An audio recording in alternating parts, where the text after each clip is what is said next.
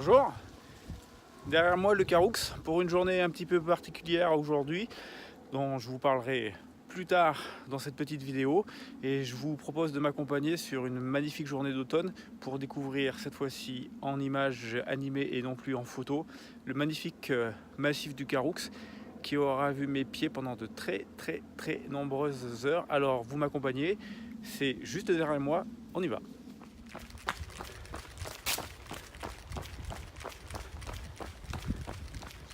L'automne et ses couleurs, j'espère que ça vous plaît.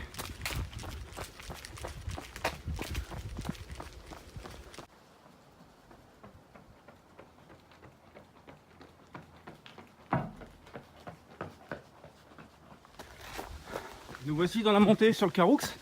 Vous comprendrez rapidement au cours des petites scènes qui vont suivre pourquoi je dis les cailloux du Caroux et pourquoi tout ça met à mal les genoux. Alors, nous sommes dans la montée des gorges de Colombier, succession de rochers, de marches, mais pour un final magnifique et des vues sur l'ensemble du Haut-Languedoc et des gorges absolument somptueux.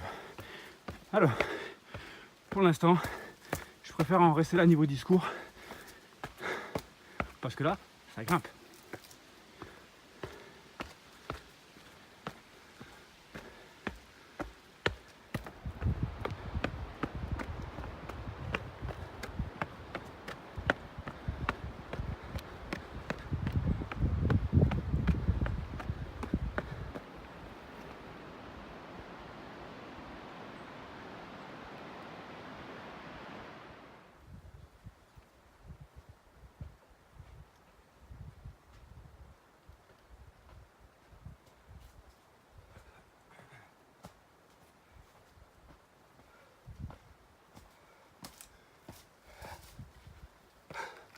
Le Caroux, ça grimpe. Pour ceux qui suivent un petit peu le récit que j'ai fait de la 6666, peut-être que vous aurez fait un lien entre le parcours et ma journée. Et c'est normal, puisque lors de la 6666, une des montées du Caroux se fait par ici, par les gorges de Colombier. Pas au même rythme, parce que c'est pas le même programme de la journée.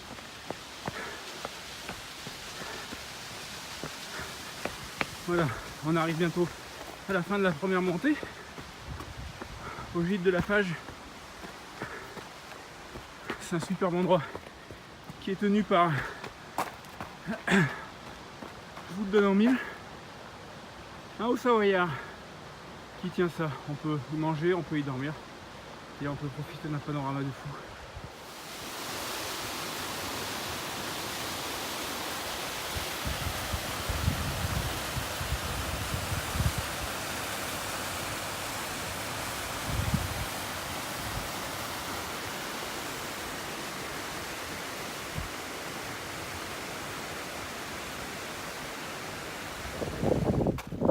Voilà, je suis dans la deuxième partie pour monter au sommet, après le gîte de la Fage. Ici c'est genêt et bruyère, et c'est bien dommage, la bruyère a perdu toutes ses couleurs. Mais sinon à une époque, la montagne ici est violette, toute violette. J'ai quelques photos sur ma page si vous voulez voir. Sinon, autant vous dire qu'on approche sur des pipelles.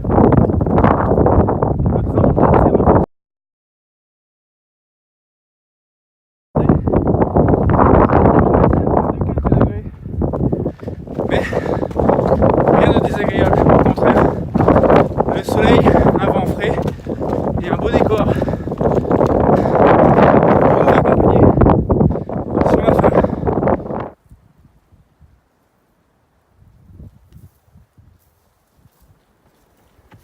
Sommet du Caroux, on y est. J'ai mis une petite laine pour la pause barre de céréales parce que là, je dois avouer que avec le vent, on doit quand même être bien en dessous de zéro. Donc voilà, le Caroux, c'est ça, le sommet. Il y a un plateau battu par les vents quasiment toute l'année, pas grand monde, et donc le pur bonheur.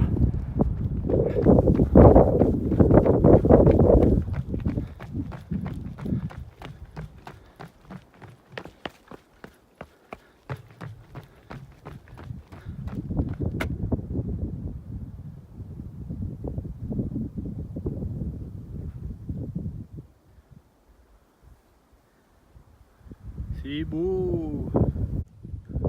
La table d'orientation du Carroux. D'ici, on embrasse 180 degrés sur le département de l'Hérault, de l'Aude et même les Pyrénées-Orientales. Au fond, la colline de Sète, la colline du Cap d'Agde, le plateau biterrois, la table d'orientation au premier plan, le Narbonnais avec l'étang de Bages et tout au fond, dans le contre-jour, les Pyrénées avec le Canigou, tout enneigé, et au fond la vallée d'Orbe. Voilà, magnifique panorama.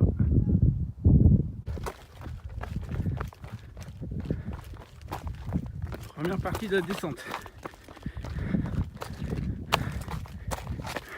Le Carroux, c'est des cailloux.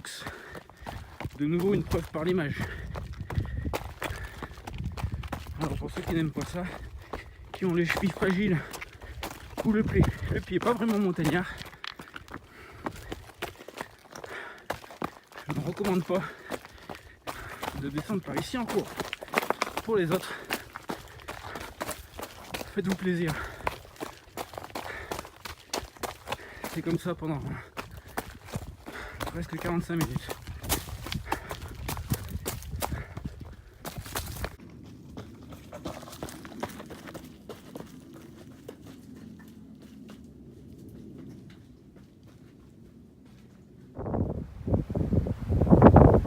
Première partie de la descente terminée.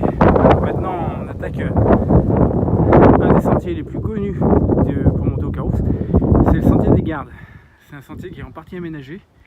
Vous allez voir ça, c'est assez impressionnant. Et c'est un sentier que j'ai bien dû faire plusieurs dizaines de fois dans tous les sens. Donc vous allez voir les petites séquences à venir, c'est bien sympa. Le sentier des Gardes, c'est tout de suite à gauche là. Vous allez voir, c'est vraiment sympa. Ça vaut le coup d'œil. Si vous venez dans le coin, venez voir ça. Allez, c'est parti.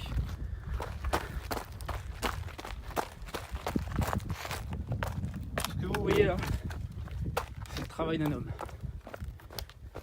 Je l'ai croisé pendant plus d'1 an et demi. Chaque fois que je montais et que je descendais d'ici, c'est-à-dire 1 à 2 fois par semaine, je le voyais faire, placer pierre par pierre avec son petit marteau. Il a fait ça pendant des années. Son métier c'est murailler. Je connaissais pas, j'ai appris. Ça là, c'est le travail d'un homme. Ça calme, hein.